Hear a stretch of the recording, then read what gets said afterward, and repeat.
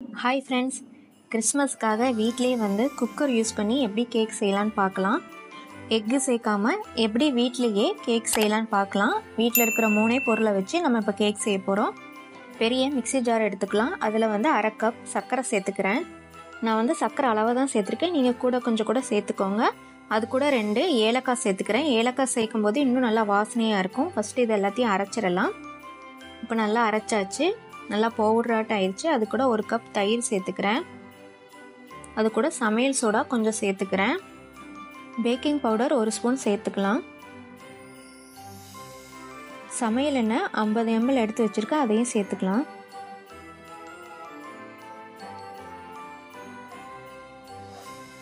மைதா மாவை வந்து நல்லா சலிச்சு வச்சுருக்கேன். ஒரு கிண்ணம் ஃபுல்லாக எடுத்து வச்சுருக்கேன், அதையும் சேர்த்துடலாம். இப்போ காய்ச்சி ஆற வச்ச பாலை வந்து ஊற்றிடலாம். இப்போ இது எல்லாத்தையும் அரைச்சிடலாம். கொஞ்சம் கொஞ்சமாக பால் சேர்த்து அரைச்சிடலாம். இப்போ பால் இன்னும் கொஞ்சம் சேர்த்துக்கலாம். பால் சேர்த்து மிக்சியில் கொஞ்சம் கொஞ்சமாக அரைச்சிக்கோங்க. அது கூட கொஞ்சமாக உப்பு சேர்த்துக்கிறேன். அது கூட நான் கொஞ்சமாக பைனாப்பிள் எசன்ஸ் வச்சுருக்கேன், அதனால் அதை சேர்த்துக்கிறேன். வேறு நீங்கள் வீட்டில் வெண்ணிலா எசன்ஸ் வேறு எதாவது இருந்துச்சுன்னா அதை கூட சேர்த்துக்கோங்க. இப்போ அது கூட சேர்த்து நல்லா அரைச்சாச்சு. பாருங்கள், இந்த மாதிரி பதத்தில் அரைச்சிக்கோங்க. இது வந்து கரெக்டாக இருக்கும். நம்ம மாவு ஊற்றுற அந்த பதத்தில் இருக்கும். ஒரு பாத்திரத்தில் நல்லா நெய் தடவி வச்சுருக்கேன். இப்போ அரைச்சி வச்சுருந்ததை ஊற்றிடலாம். எல்லா பக்கமும் ஈவனாக வர மாதிரி ஊற்றிடுவோம். இப்போ எல்லா பக்கமும் நல்லா ஊற்றியாச்சு. பாதாமை வந்து சின்ன சின்னதாக துருவி வச்சுருக்கேன், அதையும் சேர்த்துடலாம்.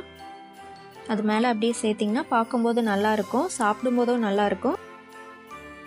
பாதாமை சேர்த்தாச்சு. அது கூட திராட்சை வச்சுருக்கேன், அதையும் சேர்த்துடலாம். உங்களுக்கு எங்கே தேவையோ நீங்கள் அந்தந்த இடத்துல நீங்கள் திராட்சையை சேர்த்துக்கோங்க. வீட்டில் பாதாம் பதிலாக முந்திரி இருந்தால் கூட அதை கூட சேர்த்துக்கோங்க. இப்போ எல்லாத்தையும் போட்டாச்சு. பார்க்கவே நல்லா இருக்குது. குக்கர் எடுத்துக்கலாம். குக்கருக்குள்ளே இது மாதிரி ஸ்டாண்டு மாதிரி உள்ளே வச்சுக்கோங்க. இப்போ அந்த பாத்திரத்தை உள்ளே எடுத்து வச்சிடலாம்.